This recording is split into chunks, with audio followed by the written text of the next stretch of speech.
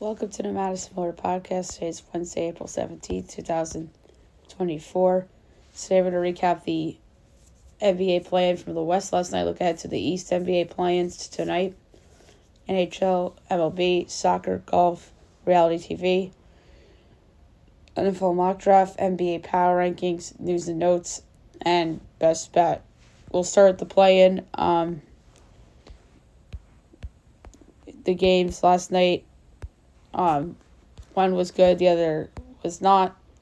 Then we have the two games tonight.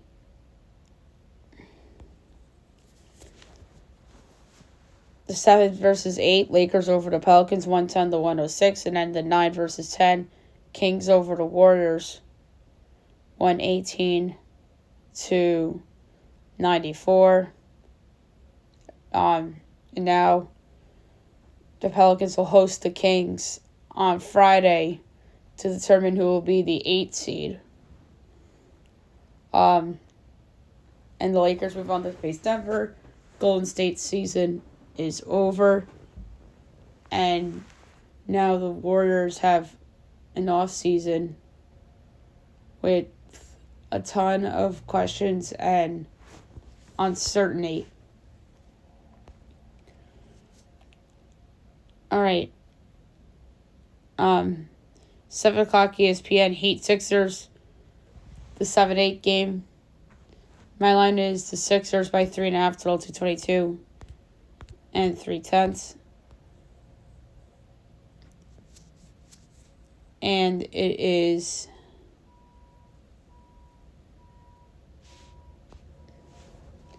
$5.5 and 208. I'm going to take the over. I know Joel Embiid's not healthy, but all it takes is some random guy hitting threes for a low total like this to go over. And I do think the Philadelphia will win, but not cover.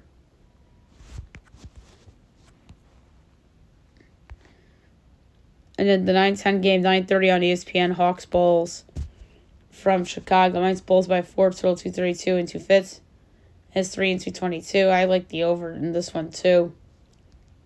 A team that is as bad as the Hawks are defensively, the total's in the low 220s. That's like an auto over. And then I think on Friday, you'll be seeing, yet again, the Bulls play the Heat in an NBA play-in game.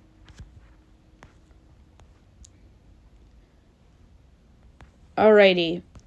Now move on to the NHL. We'll recap the games from yesterday and look ahead to tonight's slate. Sens over the Bruins 3-1. Habs lose at home to the Red Wings again. 5-4 shootout. Caps over the Flyers 2-1 as they clinch the final playoff spot in the East. Canes lose to the Jackets 6-3. That's something I called. Panthers over the Leafs 5-2 as they win the Atlantic Division with the win and the Bruins loss. Kraken over the Jets 3-1. Golden Knights over the Blackhawks 3-1. And the Canucks over the Flames 4-1. Only 4 games tonight. 7 o'clock on TNT. Lightning hosting the Leafs.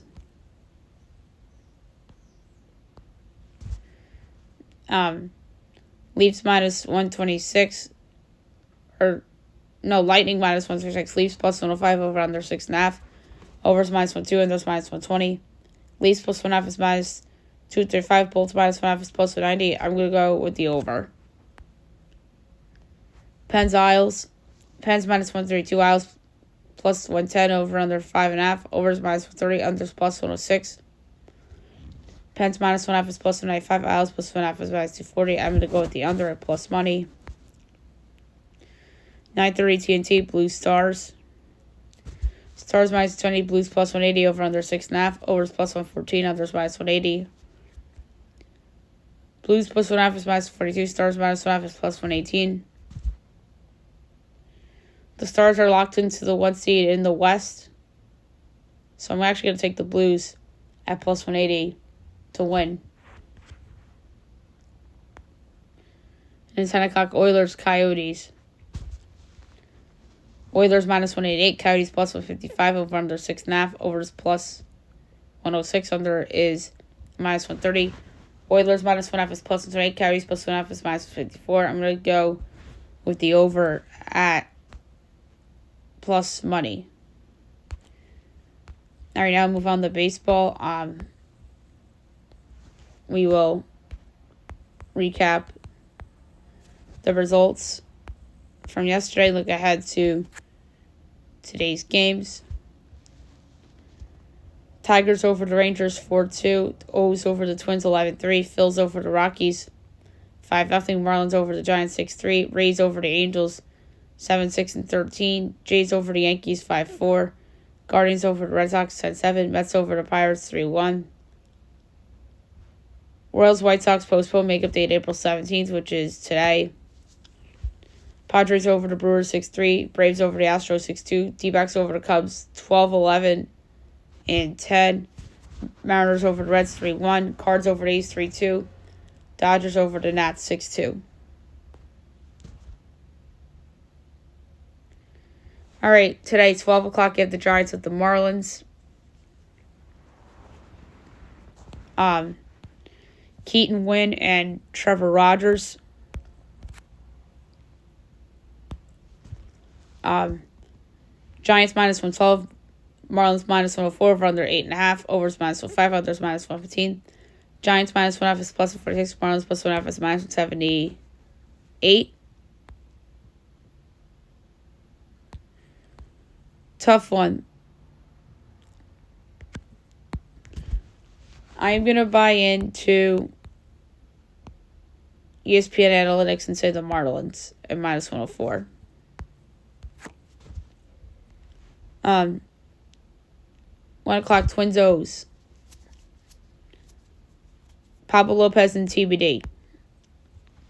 Twins minus 118. O's even money. Over under 8. Overs even money. Unders minus 122.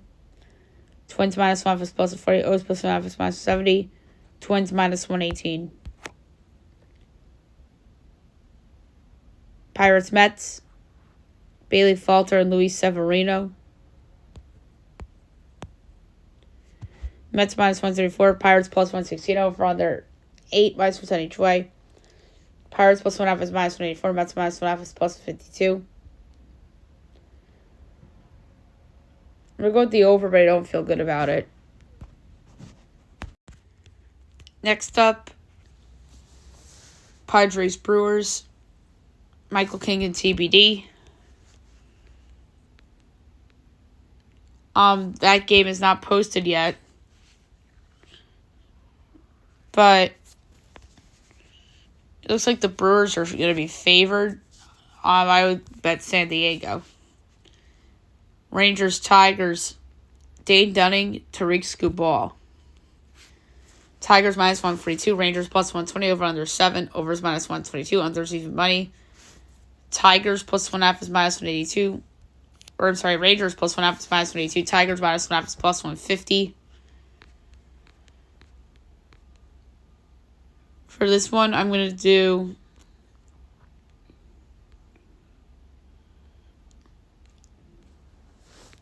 full game under at even money. It's a bold pick. That's where I'm going. 2 o'clock, Braves Astros. Max Fried and JP France. Braves minus 138. Astros plus 118. Over under 9 minus 10 each way. Braves minus 1.5 is plus 15. Astros plus 1.5 is minus 138. I like the over.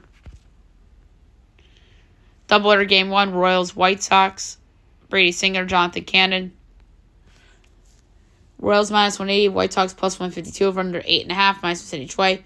Royals minus 1.5 is minus 8. White Sox plus 1.5 is minus 11. I'm going to lay the run line with the Royals. 3 o'clock, Yankees Blue Jays. Marcus Stroman, Kevin Gausman. Jays going for the sweep. Marcus Stroman back at his old team. Yanks are favored minus 116. Jays are minus 102. Over under 8.5. Overs minus 105. Unders minus 115. Yanks minus 1.5 is plus 46. Jays plus 1.5 is minus 176. I like the under. Nats Dodgers. Jake Irving and Landon Knack. Dodgers minus 245. Nats 2-1. Over under 9. Overs minus 115. Unders minus 105. Nats plus 1.5 is minus 2. Dodgers minus 1.5 is minus 118. We'll go with the over. 3:30 Cards A's. It's like all day games today. Steven Matz and Paul Blackburn. Cards minus 142. A's plus 120. Over under 7.5. Overs minus 120. Unders minus 102. Cards minus 1.5 is plus 118. A's plus 1.5 is minus 142. I like the under. Cubs D-backs. Jordan Wicks and Brandon Pfaadt. D-backs minus 20. Cubs plus 102. Over under 9.5. Overs minus 105. Unders minus 115. Cubs minus 1.5 is plus 60. D-backs plus 1.5 is minus 94. I like the over. 4 o'clock Reds Mariners. Andrew Abbott and Bryce Miller. Mariners minus 132. Reds plus 112. Over under 7.5. Overs minus 122. Unders even money. Reds plus 1.5 is minus 184. Mariners minus 1.5 is plus 152. I like the under at even money. Doubleheader game 2, 5 o'clock. Royals White Sox. Michael Wacha, Eric Feed. Royals minus 166. White Sox plus 142. Over under 8.5. Overs minus 120. Others minus 102. Royals minus 1.5 is minus 102. White Sox plus 1.5 is minus 118. I like the under in the game 2. Rockies Phillies at 6. Ryan Feltner and Chris Sanchez. Phillies minus 225. Rockies plus 188. Over under 8. Overs minus 5. Others minus 115. Rocks plus 1.5 is minus 104. Phillies minus 1.5 is minus 105. Phillies run line. 650 Angels Rays. Reed Detmers and Zach Little. Rays minus 132. Angels plus 112. Over under 8. Overs minus 105. Others minus 115. Angels plus 1.5 is minus 188. Rays minus 1.5 is plus 155. I like the under. And last but not least, 7 o'clock, Guardians Red Sox from Fenway. Ben Lively making his debut, and Tanner Houck. Sox minus 134. Guardians plus 114. Over under 9. Overs minus 120. Unders minus 102. Guardians plus 1.5 is minus 72. Sox minus 1.5 is plus 142. I like the under at minus 102. Now I'm going to go over the soccer from yesterday and look ahead to today's soccer. Champions League quarterfinals. Dortmund over Atletico 4-2. And Dortmund advances 5-4 on aggregate. And PSG comes back and defeats Barcelona 4-1, and they advance 6-4 on aggregate. So what a choke job by Barcelona. And yours truly is not happy because she had that really nice ticket with Scotty Scheffler top 10, Barcelona, Nuggets, Dallas Stars, and Man City, and it all went up the flames thanks to Barcelona blowing the big lead they had on aggregate over PSG. All right, 2 today, 3 o'clock, you have Bayern and Arsenal. Bayern, obviously from Bundesliga. Arsenal from the Premier League. So a really fun game to say the least.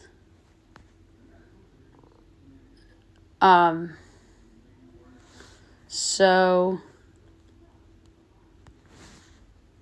I'll pull up these odds real quick. Bayern's plus 140, Arsenal's plus 185, the draw's plus 260. Now the question is who's playing better right now. Hard to say. They're tied on aggregate, and I actually think this is going to go to penalties, so I'm going to take the draw at plus 260. And then also 3 o'clock, it's Man City and Real Madrid. Man City, obviously, of the Premier League. Real Madrid, obviously, of La Liga.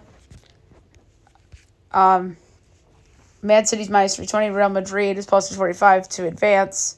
But the money line's Man City minus 160. Real Madrid plus 390. The draw is plus 330. Man City's going to win this game. I have no doubt in my mind about that. But we're going to go over 3.5 goals at plus 132. If I'm not mistaken, I think there's Dutch Eredivisie That's next Wednesday. I knew they had some stuff coming up on a Wednesday, which I thought was unusual for them. ELC results: Southampton over Preston 3-0.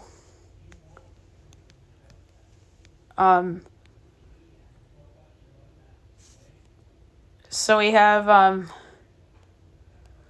Premiership today at 3 o'clock. Dundee Rangers. So we do have more Premiership after Wednesday, but they don't resume until for another week and a half. So Dundee Rangers.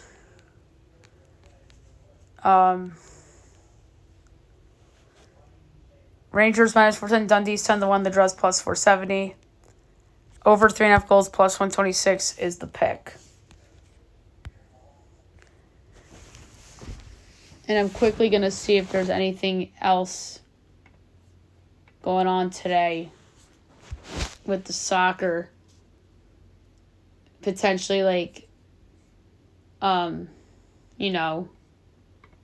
U.S. Open. I don't know that schedule on the top of my head. Yeah, U.S. Open Cup, we have results. Charlotte, Independence, Rhode Island FC, 4-4 draw, but Charlotte advances 5-4 on penalties. Detroit City over Michigan, 1-0. Louisville City FC over Greenville, 3-1. And New Mexico United over Lubbock Matadors, 3-1. And at the time of recording, Oakland Roots and El Farolito are in action. So we have a lot of Open Cup. I don't know if there's any lines up, but I'm going to look. So at 7 o'clock, you have Hartford Atlantic and NYCFC 2.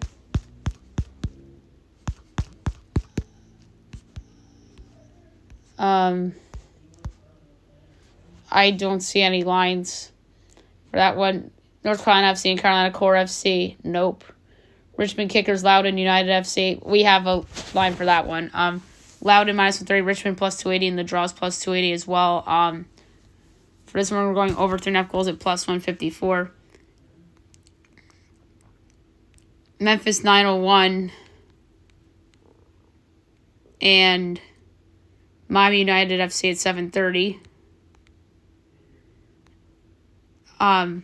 We don't have one for that, but we do have Miami FC and South Georgia, Tormenta FC. Miami FC minus 130, Tormenta 3-1, the draws plus 260. We're going to do under 2.5 goals minus 108. 8 o'clock, Birmingham, Legion FC and the Chattanooga Red Wolves. This one we have Birmingham minus 195, Chattanooga plus 430, draw plus 310. Over 3.5 goals plus 144. Chicago Fire 2 and Indy 11. Indy 11 plus 115. Chicago Fire plus 170. Draw plus 280. Indy 11 plus 115. Easy. FC Tulsa, North of Colorado. Hailstorm FC. Tulsa minus 145. North of Colorado plus 330. Draw plus 280. For this one, we're going to go under 2.5 goals at plus 112. Union Omaha and El Paso Locomotive FC.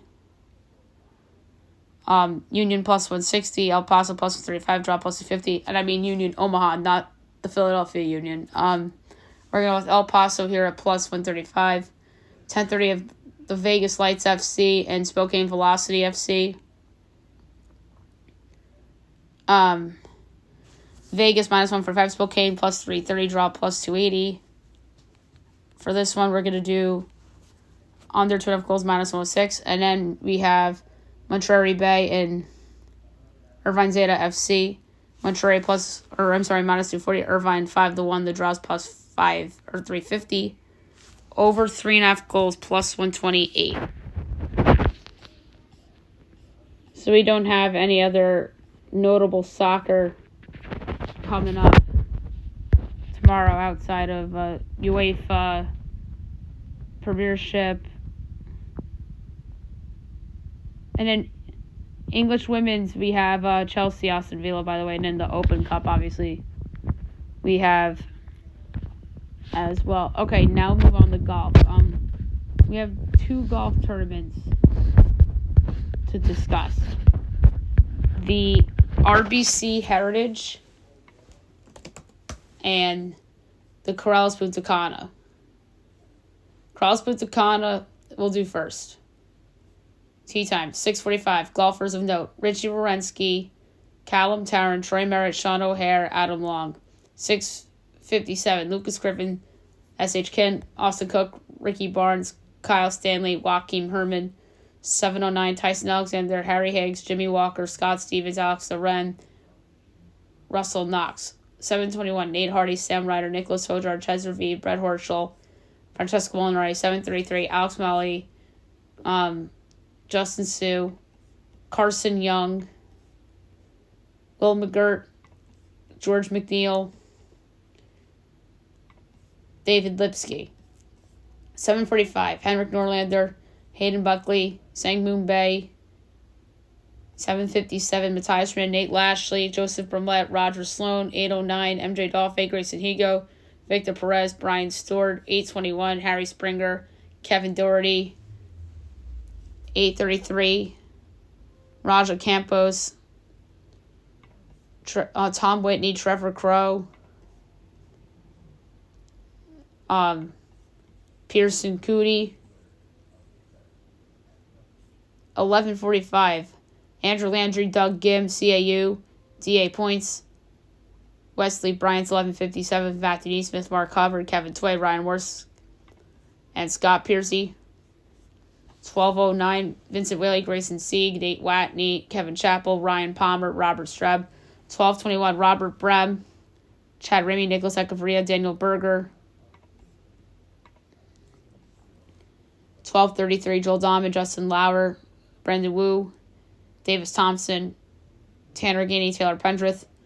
12:45. Patton Kazir, Ben Martin, Michael Kim, James Hahn, Aaron Ray. Is 12:57 with Tyler Duncan, Jason Dufner, Jonathan Vegas, Matt Trainer, Ben Coles. 109. Chris Goddard, Peter Quest, Ben Silverman. 121. Paul Haley, Harrison Endicott, Parker Cootie, Paul Barjan. 133. Austin Smotherman. And 145. Paul Fishburne, Mac Meisner. I have a pick for this. I think this, if he's favored, I might.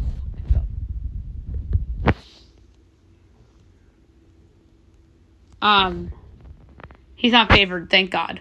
I think this guy has a good chance, and he's gonna have long odds. And I'm surprised. He's 110-1. He's better than a lot of these golfers. I'm going with Ryan Palmer. 110-1. Fun long shot pick. Love it. Absolutely love it. And then the RBC Heritage, which is where all the stars are. 8:15 is Alejandro Tosti. 8:25 is Austin Eckroat, Eric Barnes, Evan Van Rooyen. Evan Van Rooyen's 8:35 with Matthew Pavon. 8:45, Adam Subs and Lucas Hodges. 8:55, Cam Young, Emiliano Grillo. 9:05, Adam Schenk, Tony Fino. 9:15, Chris Kirk, Mackenzie Hughes. 9:25, Sam Burns, Kurt Katayama. 9:35, Eric Cole and Jason Day. 9:50, Ben Ganon and Cam Davis. 10 o'clock, Ryan Henley and Adam Putnam. 10:10, Saiwu Kim, Lucas Glover. 10:20, JT Potts and Keegan Bradley. 10:30, Scotty and Jordan. So that's pretty cool that Jordan Spieth and Scotty Scheffler are together. 10:40, Seth Igley and Wyndham Clark. 10:50, Max Homa, Tommy Fleetwood. 11 o'clock is Justin Thomas and Kevin Kisner. 11:10, Kirsten Ziedenhout and Chandler Phillips. 11:25, Will Zalatoris and Asha K. Bahita. 11:35, Thomas Dietrich and Grayson Murray. 11:45, Stefan Yeager and Shane Lowry. 11:55, Jake Knapp and Peter Malnati. 12:05, Taylor Hogue, Corey Connors. 12:15, Tom Kim, Harry English. 12:25, Patrick Kentley, Seamus Power. 12:35, Patrick Rogers, Adam Hadwin. 12:45, Ricky Fowler, Brendan Todd. 1 o'clock, Danny McCarthy, Seb Straka. 1:10, Taylor Moore and Justin Rose. 1:20, Sun J.M. and Brian Harmon. 130 Nate Taylor, and your reigning champ of this tournament, Matt Fitzpatrick, who I had last year and won. That was exciting. 140 Ludwig Oberg and Rory McIlroy, 150 Colin Morikawa and Xander Schauffele, so that's cool. They're together, Colin and Xander. 2 o'clock, Webb Simpson and Gary Woodland, 210. Bryce Garnett and Nick Dunlap. And there you have it. So it should be fun at RBC Heritage. So as I brought up a second ago, Matt Fitzpatrick won it. The guy I'm eyeing to win this tournament came in 7th last year at 13 under and finished 4 back of Spieth and Fitzpatrick. He tied for 3rd last year, or 2 years ago, and 1 back of Cantlay and Spieth. 3 years ago,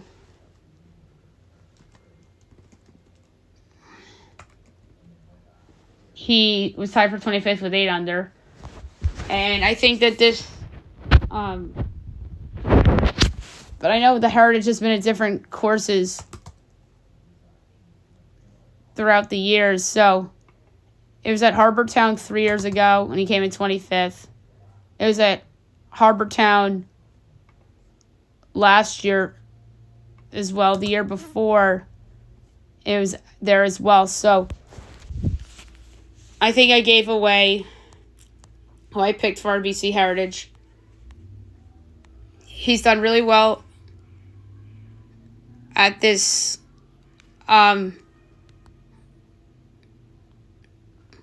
course in the past. And you get really good value here. 55-1. I'm going with Cam Davis.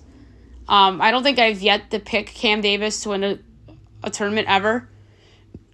But he's been in the top 25 the last 3 and in the top 10, top 5 the last 2. So I'm going with Cam Davis, 55-1. I absolutely love the pick. Love the pick. Can't love it enough. All right, now I'm moving on to Survivor. It's going to be an interesting show tonight. So this is going to be the first episode officially merged where one goes home.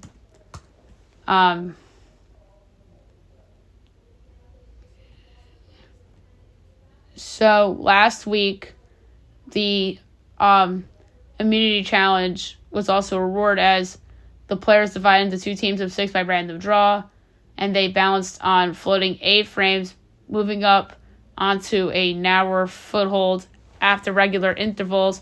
And if a player fell off the platform or touched the structure, they're out.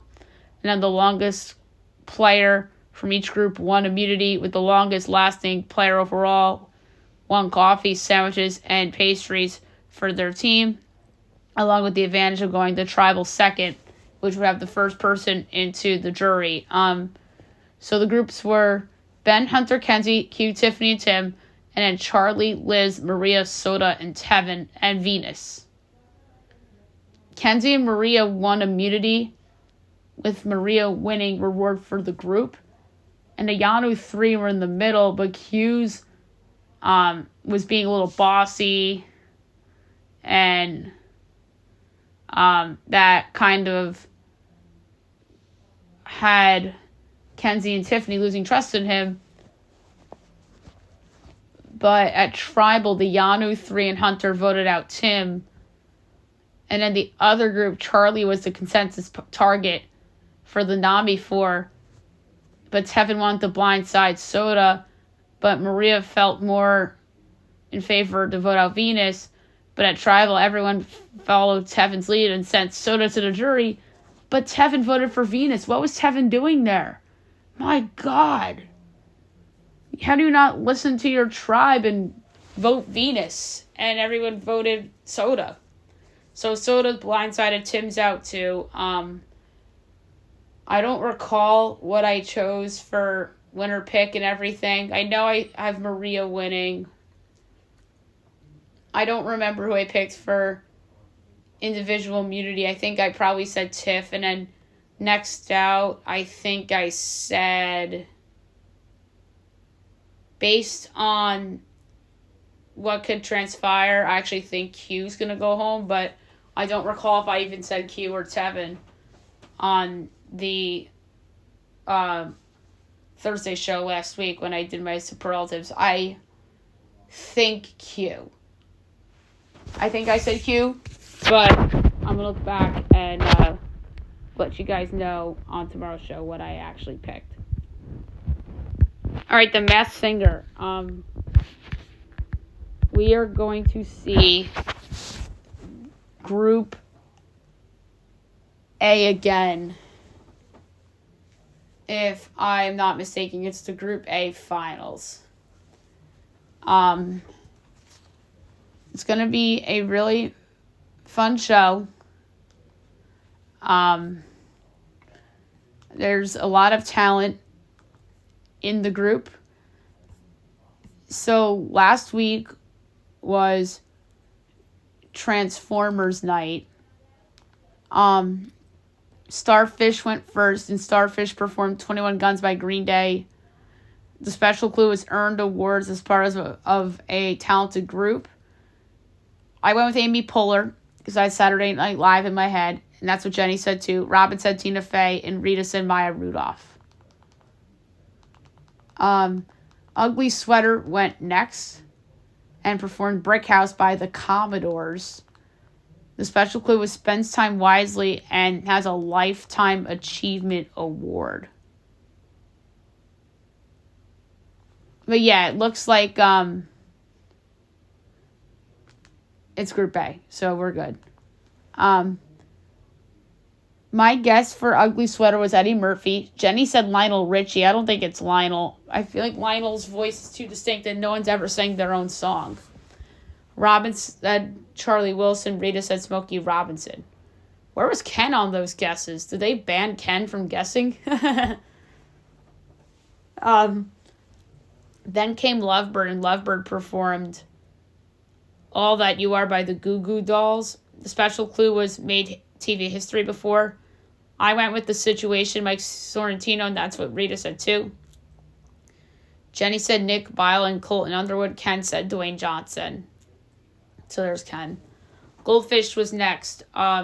Goldfish performed Baby Come Back by Player. The special clue was famously had her heart stolen. I went with Gwen Stefani. Jenny said Sarah Hyland. Ken said Kristen Stewart. Rita said Nina Dobrev.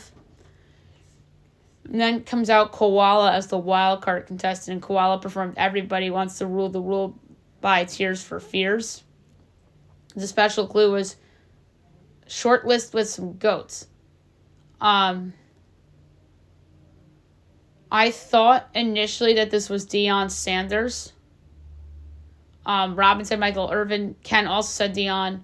And Rita said Tyreek Cruz. First unmasked was Lovebird. My final guess was The Situation, as was Rita's. Robin said Josh Duhamel. Ken said Dwayne Johnson. Jenny said Colton Underwood, and it was Colton Underwood, so Jenny was correct. And then Koala got unmasked second. My initial guess was Deion Sanders, but as he was about to unmask, I thought, wait, Broncos, Cowboys. There's a Denver clue, and then there's a Cowboy clue. DeMarcus Ware. Ken also said Deion. Rita said Tyree Cruz. Jenny said Shannon Sharp. Robin said Michael Irvin. And it was DeMarcus Ware, what I absolutely pulled it out of my you-know-what at the end before the mask came off. So I'm giving myself credit for getting Koala correct this season. So it should be fun. So I have to make my predictions for who goes home and who survives. I think the player or the contestant that's going to survive is Goldfish. Goldfish is outstanding. She is going to challenge Clock and challenge whoever comes out of Group B. So Goldfish, I think, will win. So that means I think Starfish will get unmasked, and I think it's Amy Poehler. And then Ugly Sweater is going to be announced. I think Ugly Sweater could actually be a threat to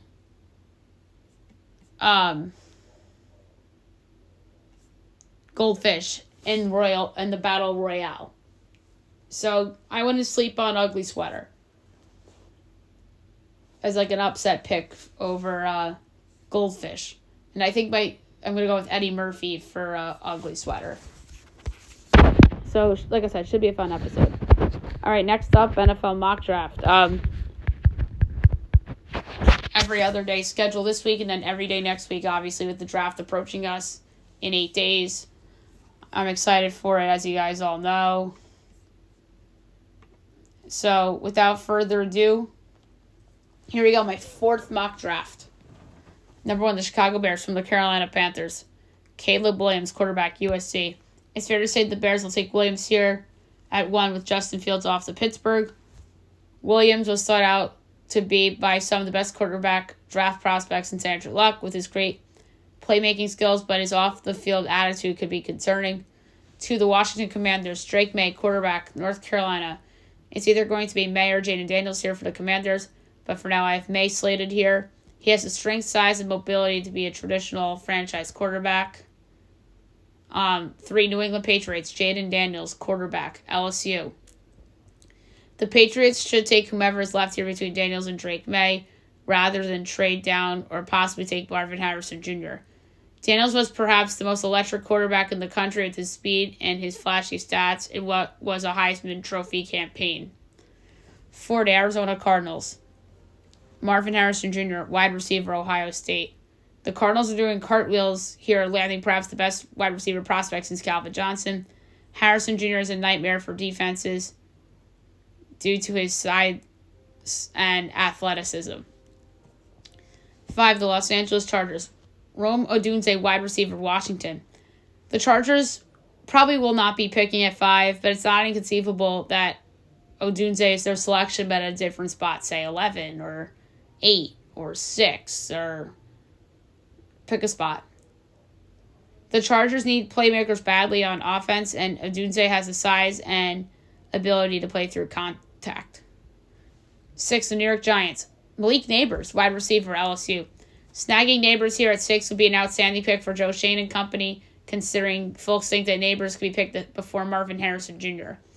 Neighbors is known for his ability to make big plays with a lot of yardage, and that is something that the Giants' offense needs. 7, the Tennessee Titans, Joe Alt, offensive tackle, Notre Dame.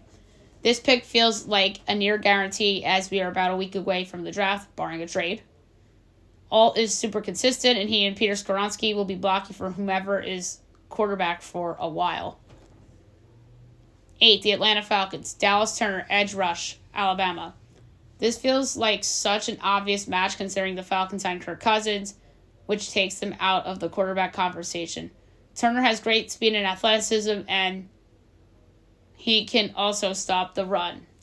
9, the Chicago Bears, Lamuya Fashanu, offensive tackle, Penn State. With the big 3 wide receivers off the board, the Bears take Fashanu to get protection for Caleb Williams. Fashanu did not have a great season in college last year, but he has way more upside than he showed.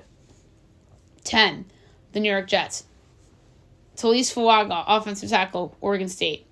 The Jets do have their short-term solutions at the tackles with Morgan Moses and Tyron Smith, but it's not a bad idea to invest long-term at the position too. Fuaga is a strong player, and he is a perfect plug-and-play on the offensive line for a unit with not a lot of durability. 11, the Minnesota Vikings, J.J. McCarthy, quarterback, Michigan. This selection via a trade-up feels so obvious that it may not be meant to be. The Vikings do have a need for a long-term answer at the position, and McCarthy doesn't really make mistakes, and he has good accuracy despite not having a high ceiling. 12, the Denver Broncos, Laitu Latu, edge rush, UCLA. Latu's draft range dropped a little after free agency with a lot of teams needing quarterbacks and other areas of need. Latu is a fast player, but his attacking abilities make him stand out, and the Broncos can use that presence in their pass rush. 13, the Las Vegas Raiders, Terrion Arnold, cornerback, Alabama. This is another possible sleeper team for a quarterback, but the Raiders have other areas to address on their roster.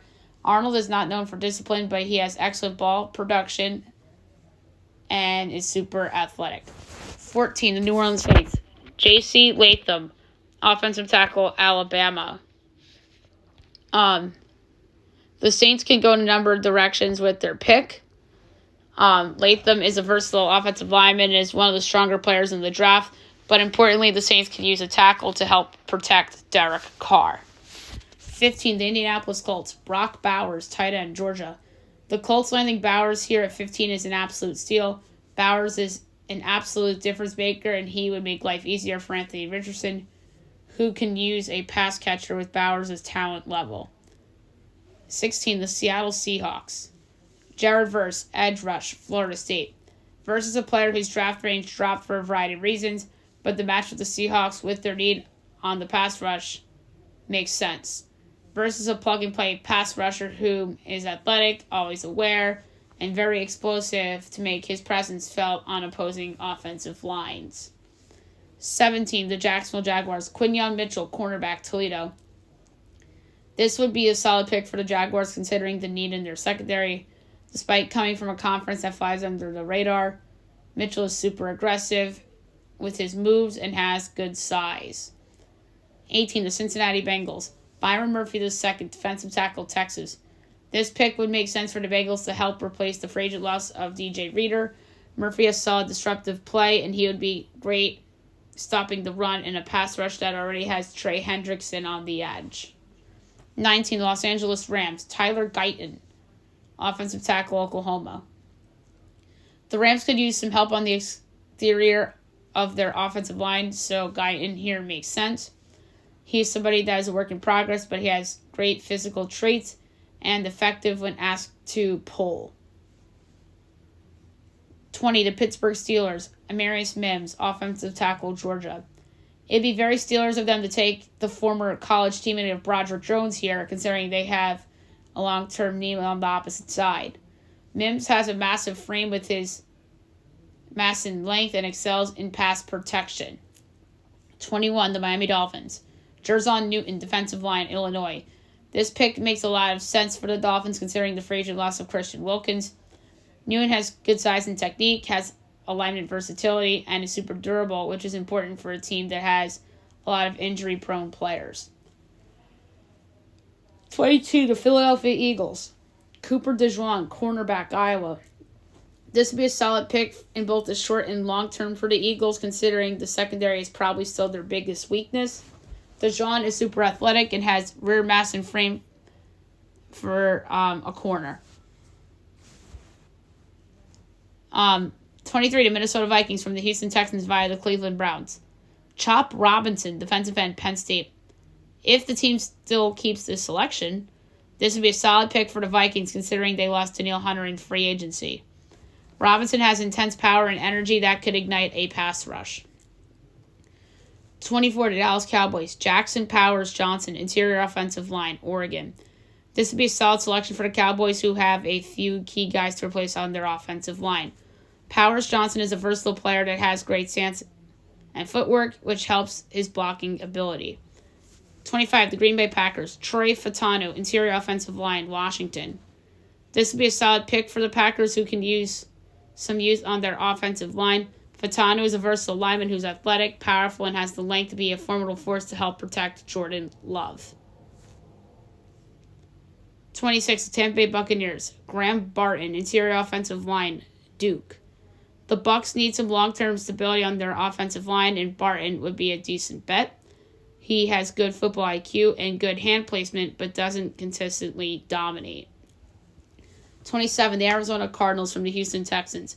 Kool-Aid McKinstry, cornerback, Alabama. This would be a hell of a pick for the Cards, who are thin at corner, and McKinstry can go higher than this. He brings a high football IQ and good length and physicality to that secondary. 28, the Buffalo Bills. Adonai Mitchell, wide receiver, Texas. With the trading of Stephon Diggs and losing Gabe Davis in free agency, the need for the Bills to draft a wide receiver is a must. Mitchell is someone that is super explosive with his speed and ability to get down the field but does not provide breakaway speed. 29, the Detroit Lions. Nate Wiggins, cornerback, Clemson. Wiggins is another player whose draft range and stock has dropped from a number of reasons, and the Lions have a long-term need at the position. Wiggins has excellent length and is very patient in pass coverage. 30, the Baltimore Ravens. Jordan Morgan, offensive tackle, Arizona. With the trading of Morgan Moses to the Jets, the Ravens now have an open tackle spot to help protect Lamar Jackson. Morgan here makes sense with his versatility and is well-balanced and physical in all aspects. 31, the San Francisco 49ers. Ladd McConkey, wide receiver, Georgia. The Niners picking a wideout here is certainly on the table with the uncertain future of Brandon Ayuk with the team. McConkey is someone whose stock is rising and is getting a lot of praise from football people with his toughness and selflessness. And 32, the Kansas City Chiefs. Jalen Polk, wide receiver, Washington. Polk was overlooked in college due to sharing the field with Rome Odunze and Michael Penix throwing him passes. With uncertainty around Rashid Rice's situation, Polk makes sense with his big playmaking ability. All right, so there you have it for the mock draft. And now I'm going to do my NBA power rankings as we head closer to the postseason. So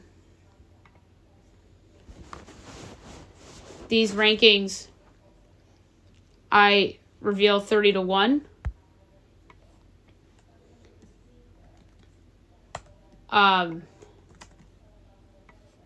And I talk about what each team has to do that's still left, has to consider themselves a success this season, and then whomever,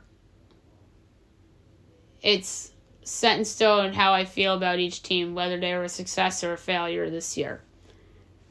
Number 30, the Detroit Pistons. Pathetic 14-68 failure. Come on. You hire Monty Williams. He turns out to be the biggest coaching hire flop in year one that I could remember. John Beilein was a pretty big flop too with the Cavs with that big contract he got from them. So probably since that, some would say David Fizdale at the Knicks. Others will say Steve Nash with the Brooklyn Nets was a failure, which it was. But this is one of the bigger ones that I could remember because of the contract. Cade Cunningham, he's shown little improvement, but not to the point where he's going to be an all-star. Victor Wembanyama is going to be an all-star and all these other young guys. Maybe one day he will be, but doesn't seem like he is going to be anytime soon. Number 29, the Washington Wizards, failure. Another pathetic team in the East, 15-67. They're going to have a new coach. They're probably going to have a for sale sign on all their veterans like Kyle Kuzma, Jordan Poole, and whoever else that they might want to trade. They don't have a guy where you could say, okay, we can build our team around this. They remind me of the Spurs last year before the Spurs landed Wemby. At least Detroit has Cunningham. And you can point to Cunningham and say, hey, maybe he could be an all-star someday. Jordan Poole and Kyle Kuzma are not all-stars. They're veterans. They're not even young. Number 28, I have the Portland Trailblazers, 21-61 failure. Predictable. I consider them a big failure because Scoot Henderson has not panned out to what we thought yet. Maybe he gets better in time, but my God, and Chauncey Billups is a coach that I expect to be fired.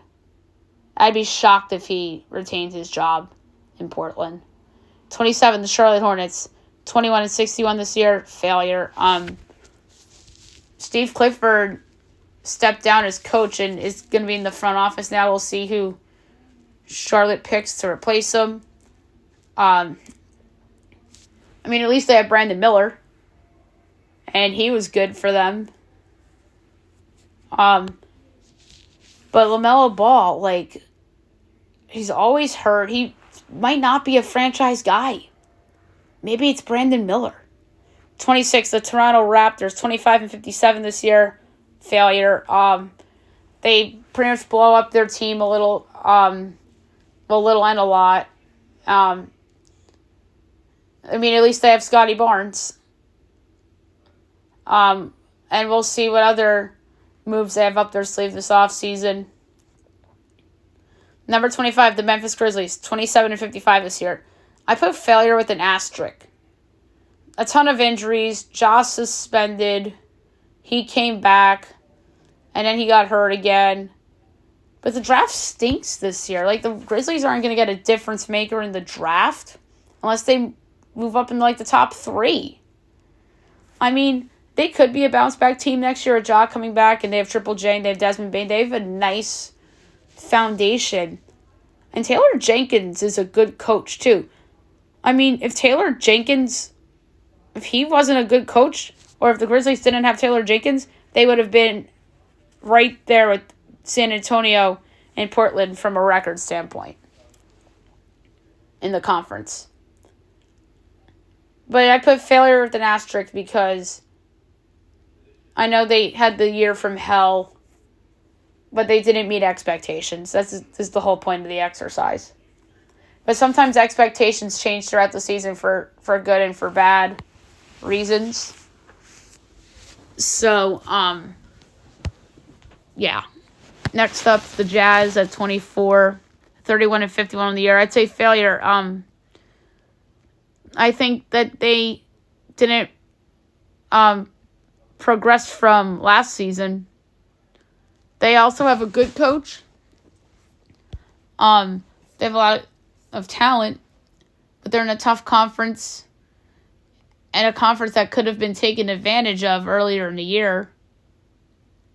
So I'm going to say failure, but not a big failure.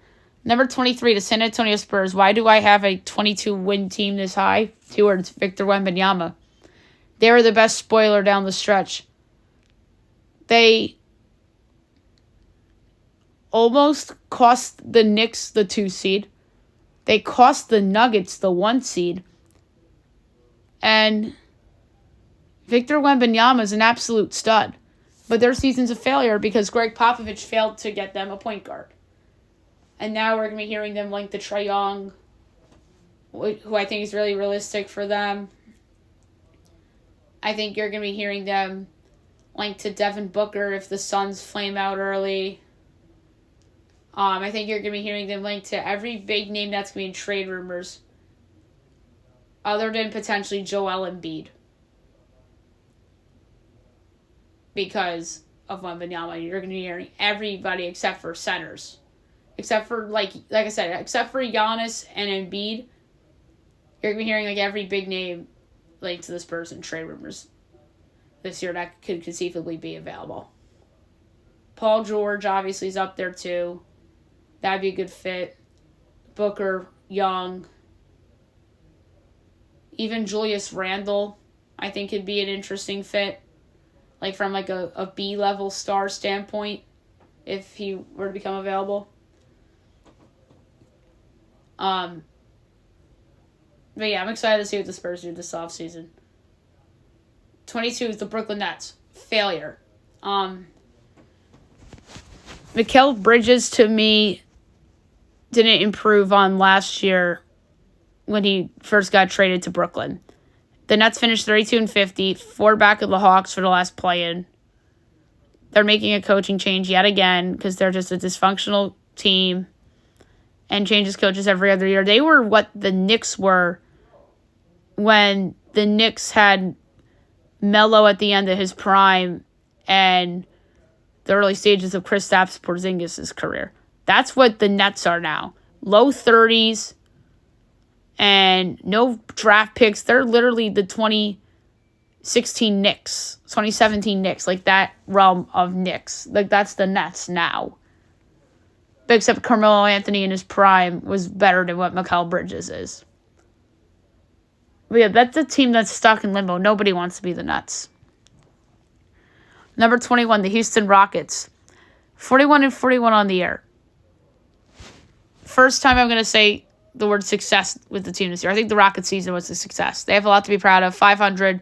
Nobody expected that from the Rockets. Ime Udoka, despite not making the playoffs, has to be up there for Coach of the Year. That's a team that's on the rise. They're a candidate to make a big trade, to make a jump in the West and take advantage of one of these West teams that falls apart, like, say, the Warriors or something like that. So I think the Rockets have to consider a success this year. Number 20, the Atlanta Hawks. 36-46 on the season. For me, what they have to do to have their season be a success, win the play-in tournament and be competitive in the first round against the Celtics if that were to be the case. I mean, the Hawks should be better than what they are with Trae Young and DeJounte Murray and the leap Jalen Johnson's made. So, like, they should be better than this. And Quinn Snyder's their coach. 19 is Chicago Bulls. 39-43 on the year. Some may say the best bad team we've had in a while, which is probably true. To me, same thing as Atlanta. Successful season. Win the play-in tournament and be competitive in the first round. This Bulls team, I just think underachieved this year. They have a lot of talent. Nikola Vucevic and DeMar DeRozan, Alex Caruso. And Billy Donovan is not a bad coach. And now they can relax a little bit because the Kentucky rumors are gone. I think that affected them. And it looks like he's staying with the Bulls. So, yeah. I have them at 19. 18, I have the Golden State Warriors. At the time of the recording, it looks like they're going to lose the play-in game here to Sacramento. Anything short of a finals appearance is a failure. So if they lose this game tonight, which it looks like they're going to, failure. And now this all of a sudden becomes what's next. Like, is this a blow-it-up team? Like, what happens with Clay? He could be a free agent. Well, could they trade Draymond? Could they trade Podziemski and some of the other young guys, Trace Jackson Davis, to get a big name to go with their core to make one last run at it? But yeah, this is a team that is declining and imploding in shambles. And quite frankly, I'm not convinced Steve Kerr's back next year. I'm not saying they're going to fire him, but what if there was a coach opening that comes available and Steve Kerr's like, oh, let me test the waters? I mean, I feel like that would have been more likely had Billy Donovan left the Bulls and went to Kentucky, because that would have been the team. Or Greg Popovich retires and Steve Kerr becomes the head coach of the San Antonio Spurs. Why not? Just throwing it out there. But yeah, barring a big comeback and a run to the finals, failure for the Golden State Warriors. 17, the Sacramento Kings. Regardless of the outcome of this play-in game, it has to be a success. It has to be a success if they make the second round. They have the talent to be competitive in a first-round series with Fox and Sabonis there. I mean, to me, what makes you successful, like from preseason expectations, do better than you did the year before. And regardless how this play-in tournament plays out, I don't see the Kings making the second round. 16, the Cleveland Cavaliers. To me, they're the Sacramento Kings of the East. They're the 4 seed. And to me, they have to make round 2 to be a success. Because they lost in round 1 last year. And to me, if you make round 2, considering the weird stuff that's gone on in Cleveland this year, that has to be a success. But at the same time, I think the coach's job is on the line, J.B. Bickerstaff, and they might have to make the conference finals for him to save his job, honestly.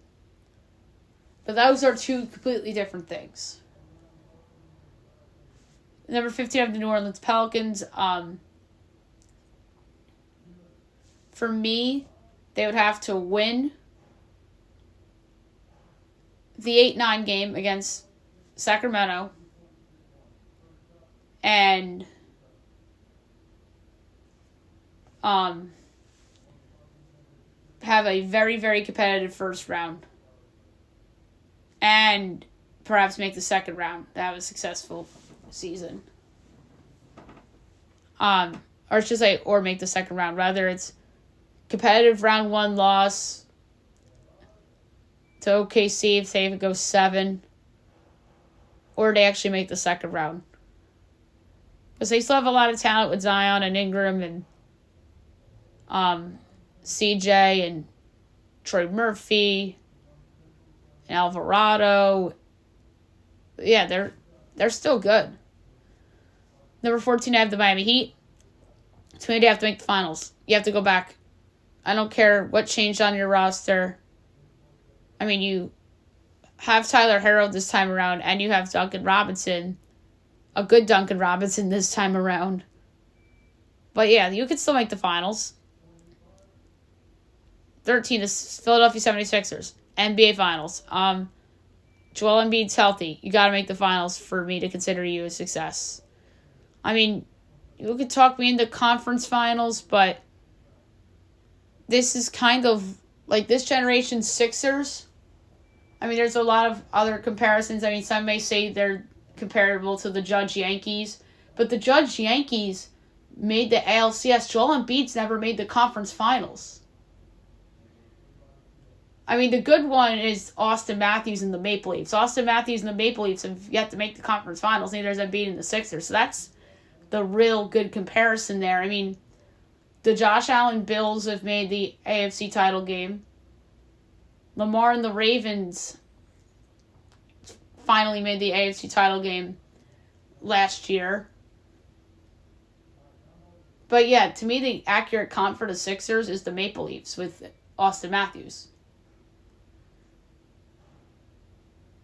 Number 12, I have the Indiana Pacers. I think their season's a success already, regardless of what happens against the Bucks. I mean, some in Indianapolis might say it's a disappointment if they lose that series, considering the health of Giannis. But the Bucks do have experience. They have Dame Lillard. They have Chris Middleton, Brook Lopez. That team is still good. And maybe the week off could help them, and maybe the lack of experience on Indiana hurts them. But then again, the play-in tournament, they beat them in the play-in tournament, and now they have Siakam. That's why Indiana might look at it and say, if we lose to the Bucks, it's a disappointment.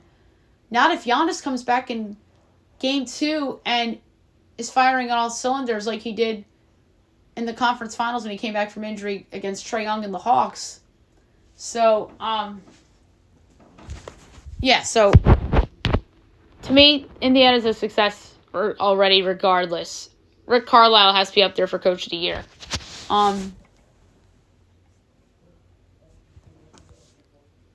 Yeah, 47-35. I haven't said the records in a while, but that's okay. I just wanted to say them for the bad teams. Anyway, 11, I have the Lakers.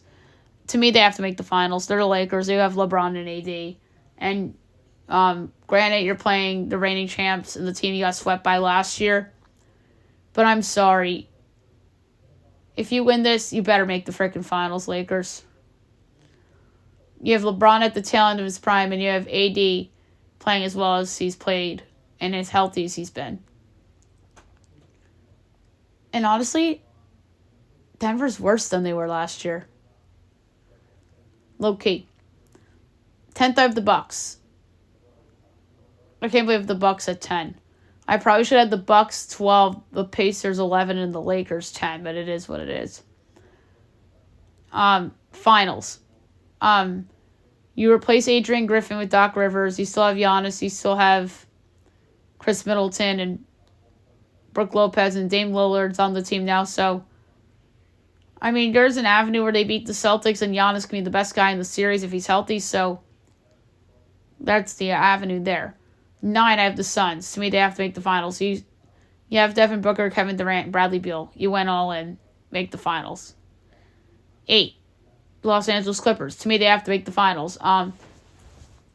This probably would have been conference finals had they not went on the mid-season run that they went on to have people think that they could be the favorites to win the title. But those 3 guys, you got to make the finals. I mean, but if they say they're the 4 seed and say they're in the conference finals, maybe they pick off OKC or the Lakers, and they're in the conference finals against, I'm sorry, not the Lakers.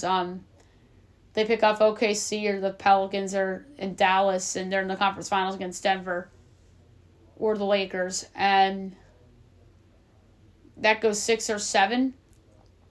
I mean, to me, the conference finals game 7 could talk me into that with the Clippers. It's only if it's Denver. Some may say, like, oh, you could talk yourself into it if it's the Lakers too. How about no? The Lakers and Clippers are kind of similar teams in terms of aging stars or always injured stars and polarizing stars that sometimes come up short. In the Clippers case, usually come up short. So we'll see with the Clips. 7, I have the Orlando Magic. Their season's a success. Well done. Bravo. If you lose to the Cavaliers, I mean, the Cavaliers are more talented than the Magic. And the Cavs are probably favored in that series. But the Magic season's already a success. They have a lot to be proud of. And nobody had them in the top 5 in the East this year. And Jamal Mosley might be my coach of the year. Might as well just hand it to him. Number 6, I have the Dallas Mavericks.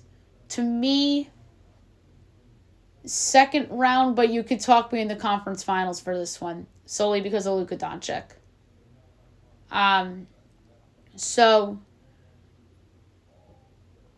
to me, if they lose in round 1, it's a failure. Round 2, they would have to play OKC, most likely. So, maybe if they second round, but like competitive second round. But yeah, let's say it depends on how it is in the second round, but I have second round for now, but that could change. Number 5, the New York Knicks. For me, conference finals. They have a lot to be proud of this year too, but the reason why I say conference finals for them, they're either going to be playing a Sixers team without a healthy Joel Embiid or a Heat team that isn't as good as they were last year. And then round 2, it's either hobbled Giannis or inexperienced Indiana, and then Boston.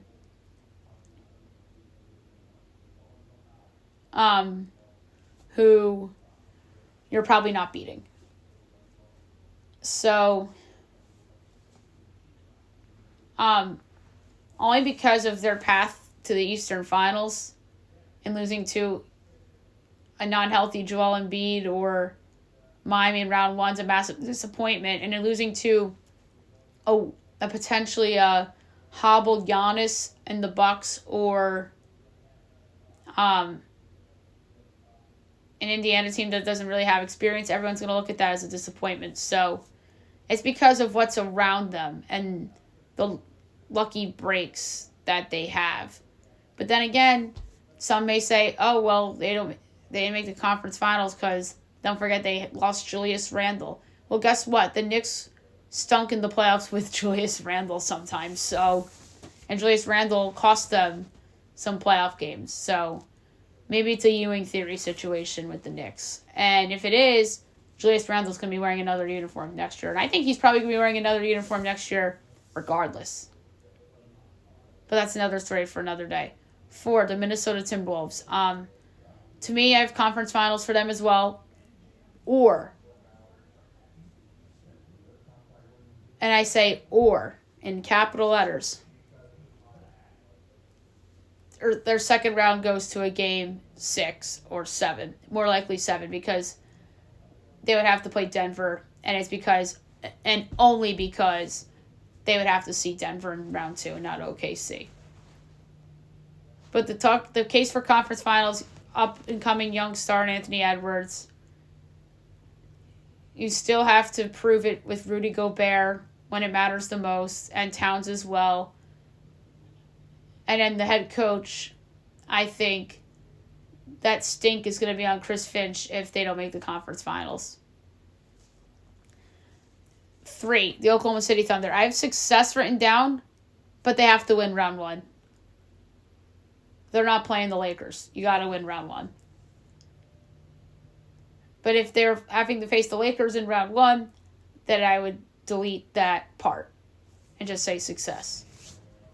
But because they're playing a Pelicans team with a banged-up Brandon Ingram, I think that they have to win that series. It's just success, but it isn't going to look good if they lose to the Pelicans in round 1. Number 2, the Denver Nuggets, finals. The reason why they're at number 2 is because I don't like how they finished the season with blowing that big lead to the Spurs and playing everybody in that game. I'm concerned with Jamal Murray's health. So, to me, they're number 2, and they have to make the finals again for me to say that their season's a success. And, of course, number 1's the Boston Celtics, who's been the best team in the NBA from start to finish in the regular season. Joe Mazzulla, I think, needs to prove himself in the playoffs, though. And they absolutely have to make the finals. There's no team under more pressure this playoffs than the Boston Celtics. You can't convince me otherwise. Bill Simmons is going to lose his freaking mind if they don't make the finals. But yeah, all the pressure's on Boston, and especially Jason Tatum, who, if he doesn't break through and make the finals, and dare I say wins a title, people aren't going to look at him on the same level as Giannis and Embiid and how LeBron and Durant and Kawhi. I mean, some may say Stillard, some may say Ward, Anthony Davis. I mean, now there's people saying that the best player in the Eastern Conference is Jalen Brunson, for crying out loud. I mean, I love Jalen Brunson. He's probably been the most valuable player in the Eastern Conference this year, but is he the best player in the Eastern Conference? No, he's probably like the 5th best player in the Eastern Conference behind Joel, Giannis, Joel, Giannis, Tatum. Or maybe he's 4. Maybe I might put him 4. But yeah, the Celtics, all the pressure's on. They got to make the finals and get the bad taste of being down 0-3 and losing Game 7 at home to Miami out of our mouth. Get that bad taste out of our mouths. Okay, now the news and notes for today. Ooh, that was a long segment. Considering that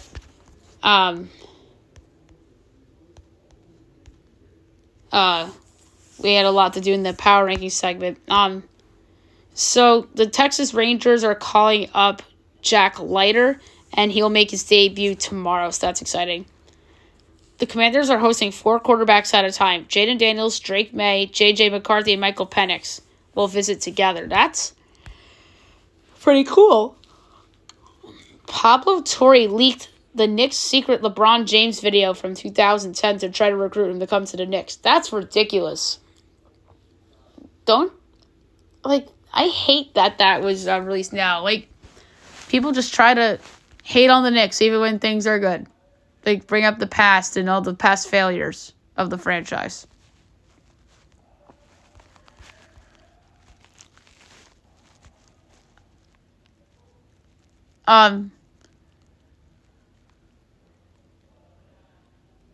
So Suns assistant Kevin Young is going to be the next head coach at BYU, 7 years, $30 million. So that's, I don't love that hire. I think that's an odd hire, and I don't like when NBA assistants go to college. Just see Jerry Stackhouse and Vandy. So I don't think that's a good hire. Caleb Love went through the NBA draft, but will maintain college basketball eligibility. Omar Uri is considering 12 schools, headlined by Baylor, UNC, and Alabama. Ooh, a big blow for Miami. Terry Rozier out for tonight's play-in game against the Sixers. And Giannis won't play in Game 1 against the Pacers due to the cap strange. Derek Jeter salutes John Sterling on social media. Ozzy Albies on the 10-day injury list due to a toe fracture. That's brutal for the Braves, who are littered with injuries right now. The WNBA draft draws a $2.45 million or million viewers as it smashes the record set in 2024. Brock Purdy tells Pat McAfee a story of a coyote encounter during a commercial shoot as he saved the reporter. Wow. Jalen Brunson got snubbed from the Olympics as Kawhi Leonard was the last player chosen. And as Jalen says, focus on the playoffs after the Olympic snub.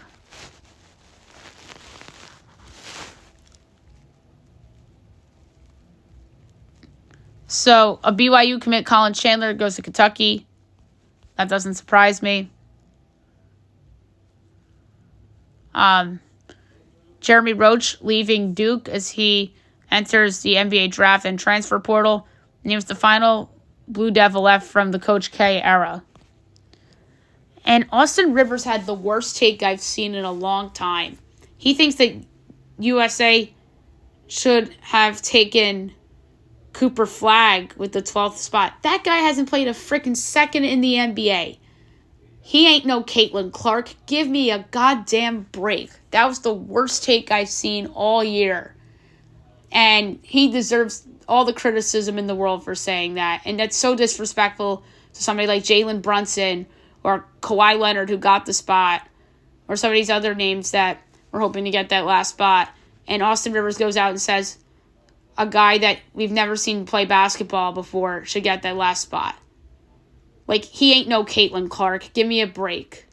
Caitlin Clark deserves to be on the women's team because of what she did with Iowa, and she's going to be a superstar already in the WNBA.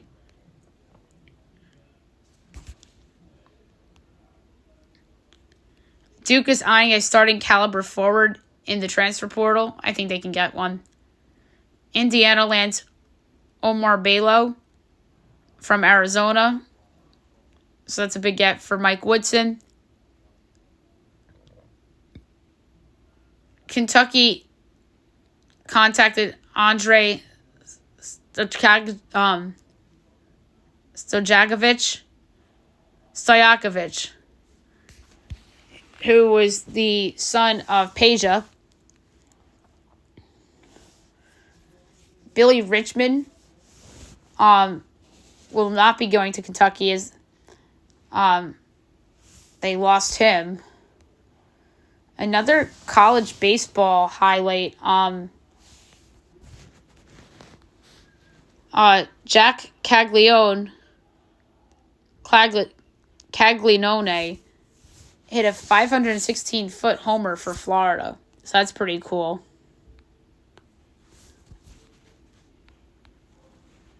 The Stanley Cup playoff bracket is set with the Capitals getting the last spot with their win over the Flyers. And that was a 1-1 game. And that last goal is an empty net. Did anybody see that? Like, how weird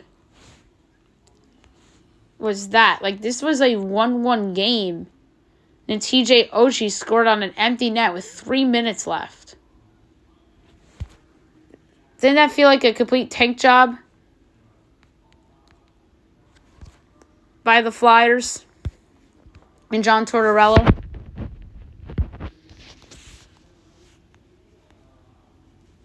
The Michigan penalties were announced as they received 3 years of probation and more after investigation into recruiting violations. Not great.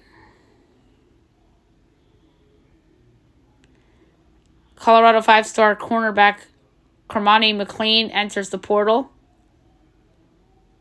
Ohio State 4-star Cedric Hawkins plans to transfer as well. Shador and Shiloh Sanders were sending a message to players in a portal on an Instagram story trying to recruit. How about this? 6 CU players entering the portal. Savion Washington and Miles Slusher among them. Blake Griffin retires as he announced the decision on social media. Congrats to him. Really, really good career. Obviously well known for the Clippers and the run he had with DeAndre Jordan and Chris Paul. Dunk City. Is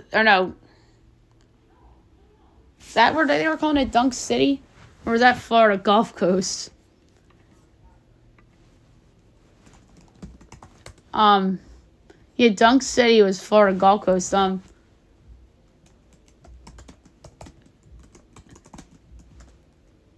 Blake and DeAndre.